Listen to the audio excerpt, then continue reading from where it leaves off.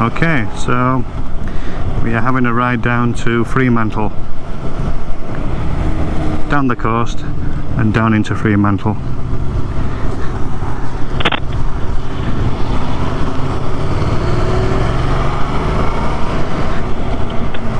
It's 26 degrees, 23 minutes past 1, the 2nd of May 2020.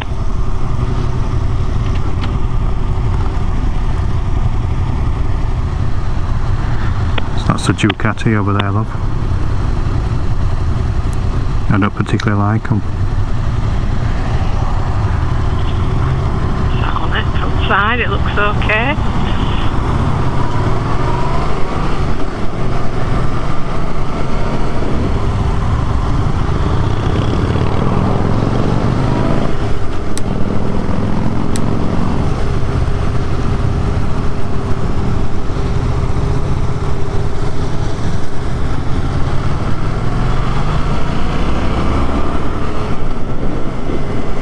You haven't got your bag with you? No. I haven't been generally having my bag around my rides out. Got stuff in my pocket.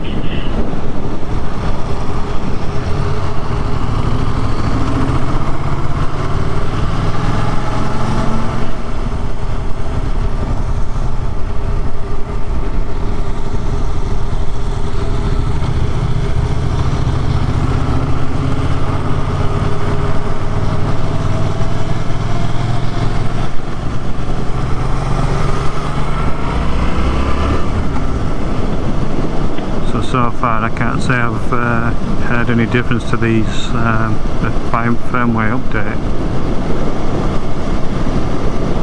Oh, in terms of noise? Yeah, still bounced around a little bit. Not too bad. Sounds to be a lot of static as well, but can you hear that drumming? Yeah, there you go. So it's no different to they come out with these statements that they've got a firmware update, big one. That's supposedly for that mesh update as well, to make it more, well, make it compatible with that new one coming out.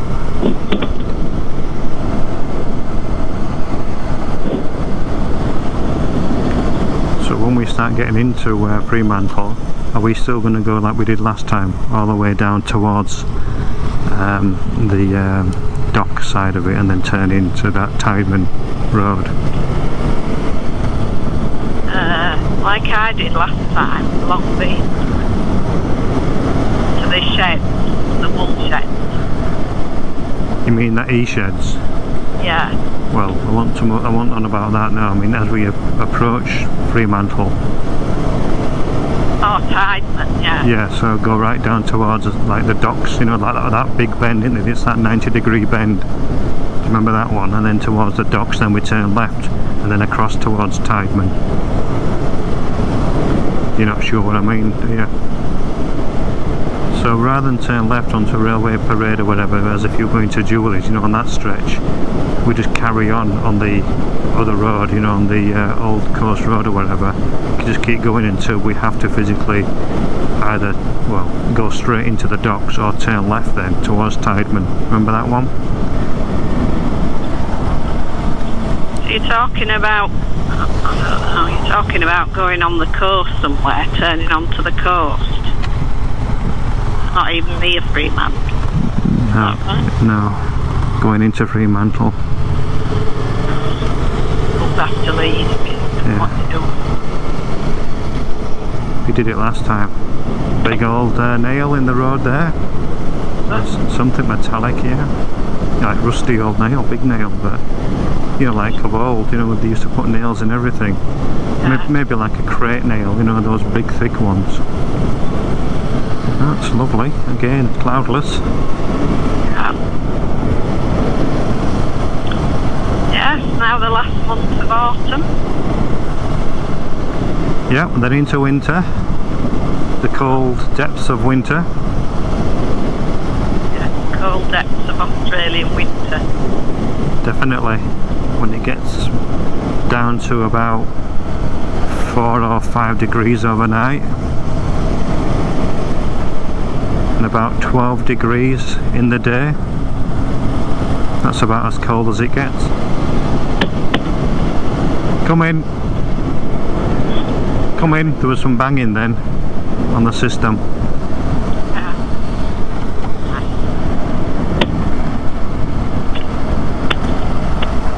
Yeah, so there's been no improvement at all to this firmware update. So what's the temperature? 27 now.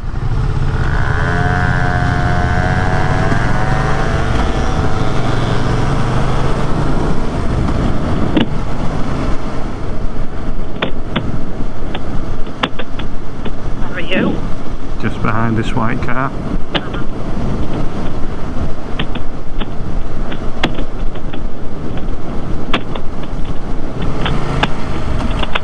Now for you lads that were over here a bit over a year ago,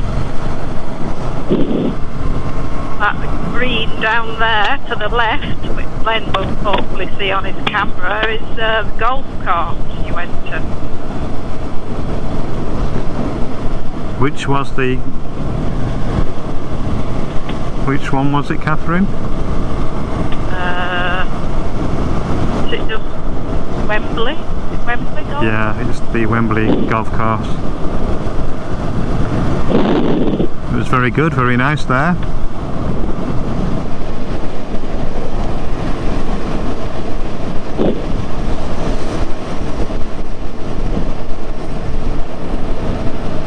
I can see the sea.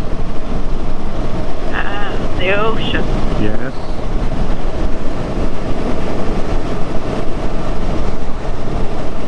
These trees on the right are called she oaks. Are they native? Oh yes. So we discovered, Mum and I, when we were in Tasmania at the Cataract Gorge, well, in Launceston or Launceston as people pronounce it, that the Aboriginal, if you pull out the fronds and you suck on them, you get this lemonade-y taste. We had a go.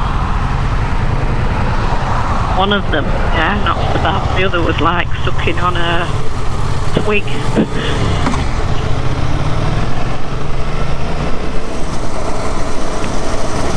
So I think they use them, you know, just to quench the thirst a bit, to get a...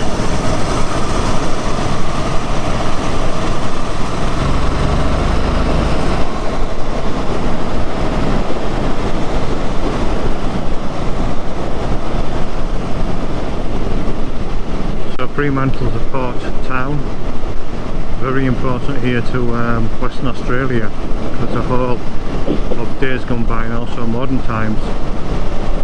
So it's still a functioning port, so when people migrate here, like ourselves, all the containers are shipped and then go through the customs and processing through at Fremantle. That's also for purchase goods, so things you buy from electronic stores, etc., all come through the port of Fremantle. In days of old, when they were first colonising here, they very controversially had people here who maybe were innocent or were sent here with very minor crimes, and to start the colonisation of Australia, to which then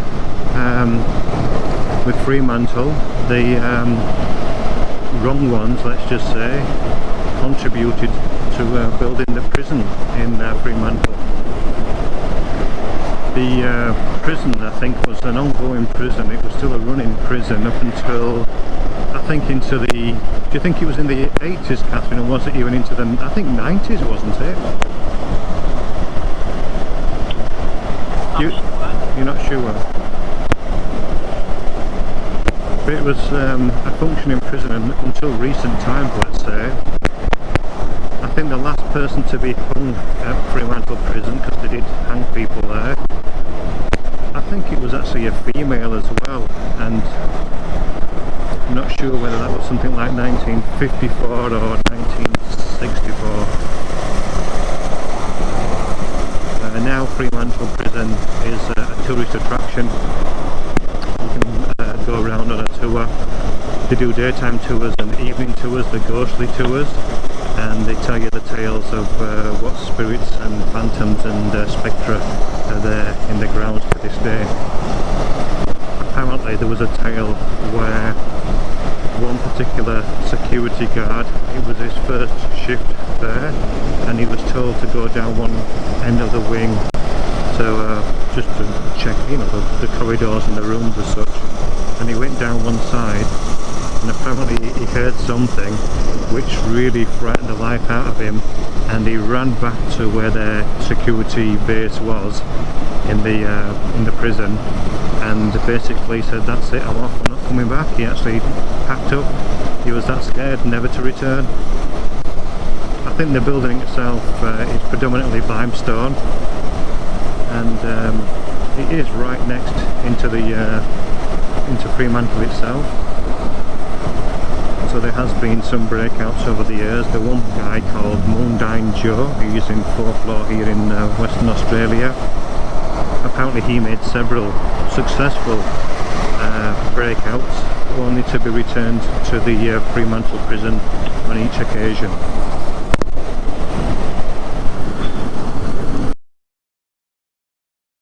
And it looks like there must be some sort of goings on with that.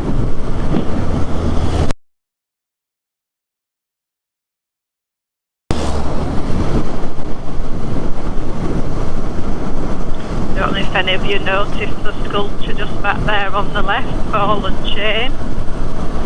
So every year, but it is in doubt now in this suburb, Cottesloe, they have sculptures by the beach, or on the beach. Sculptures by the sea. By the sea, you know, not so by something. So every year they have sculptures by the sea, and all the sculptures are usually, they have the odd one in the sea, but they're usually on the beach, and it's free to go and just have a look round, but their funding has dried up, so they were asking for donations this year, and it's in doubt for coming years. It's been running for several years, hasn't it? Many years. Yeah, since we've been here, I think. And that was one of the sculptures probably in about 2013 or 14, I think.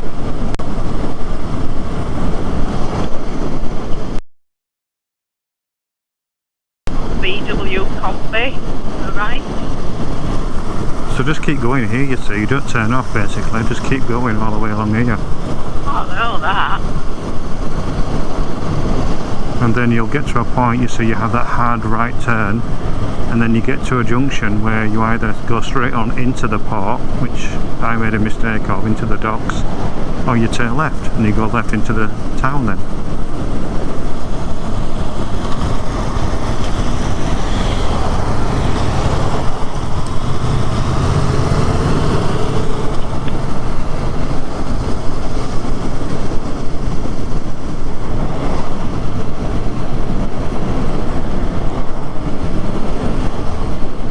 Wagon and the kebab house are doing a bit of trade.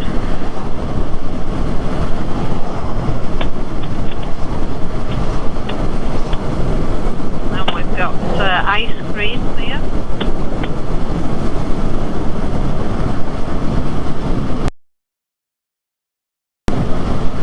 He's doing more trade. We're now allowed to have groups of up to 10 people in Western Australia, but it's still supposed to be socially distanced in between that group of 10 people. Previously you could only be in groups of 2. But we've had no cases of COVID for several days. Yeah. No new cases. That's the famous dingo flower painted building. Well, it is a flour mill, isn't it? Yeah, I don't know if it's an old flour mill anyway. Lots of new apartments there, alright.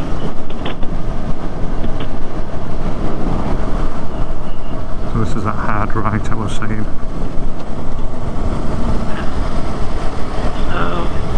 So from your new apartment, if you're at the far end, then probably the most sought after beachside apartments for 445,000. You get a nice view of Fremantle's life-saving club, and then from this side you get a nice view of the crane. And the tankers outside. But there's a beach here which that's under threat as well. The government or the local council are looking to close it. So that tells me that maybe that's for maybe development. It's this beach here to the right.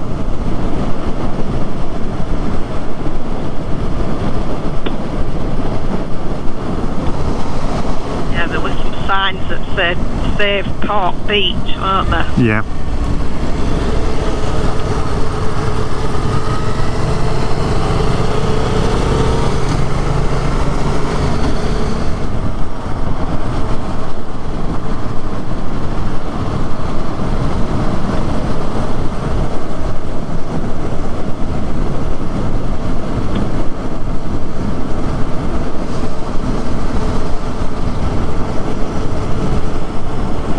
Gets a lot of port traffic down here, as you can see back there. That was a double port, 240-footer containers.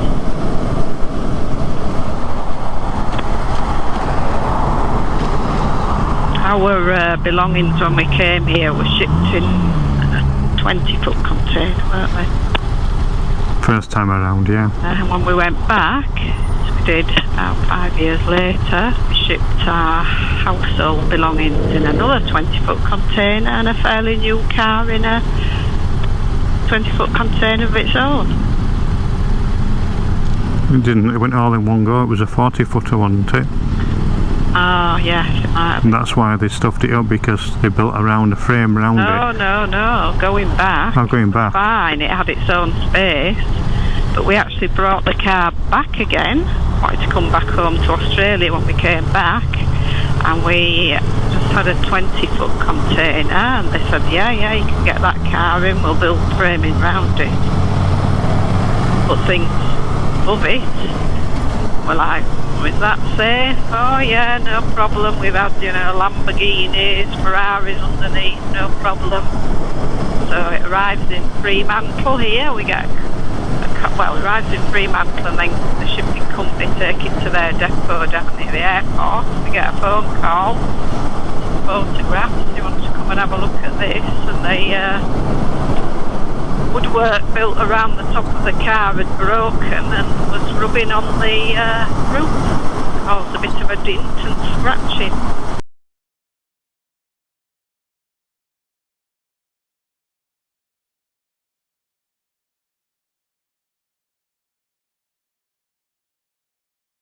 Just watch your left, Catherine. He's wanting to come through no matter what.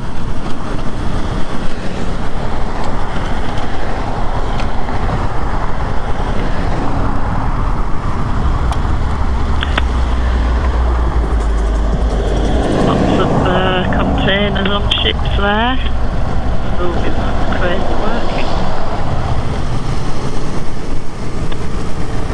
We're gonna go to the prison though, so. The old Fremantle Art Centre in front. Apparently it's supposed to be the most haunted building in Fremantle, certainly. That used to be a lunatic asylum as well, hence that's why supposedly it's so haunted. Obviously people maybe weren't looked after the best in those days when they had mental illnesses. People just deemed as mad and were locked up in asylums.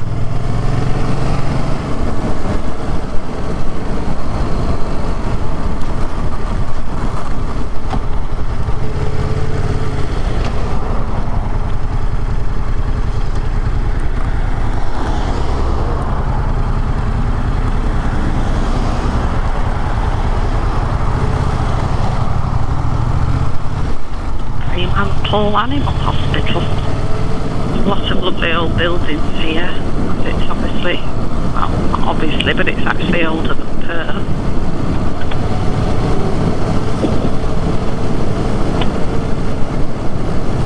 You want for tennis?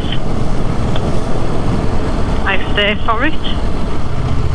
The Salvos, you could see at the end of that last street. I think Mum and I visited that on her birthday, 29th of January. Perhaps it'll be closed now. Some nice colour in those autumn leaves over there in those trees.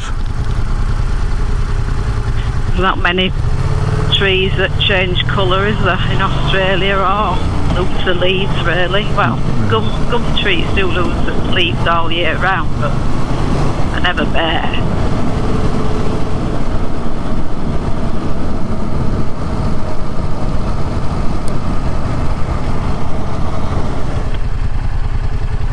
This car park would normally be absolutely chock-a-block. Parking in Fremantle is usually pretty bad, best of times.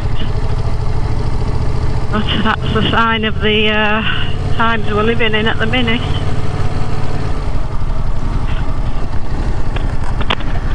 So I just want to do a little bit of footage outside it, that's all. Because really that's where I've come so close. I want to get up there, them steps, and just do a little bit. GoPro, stop recording.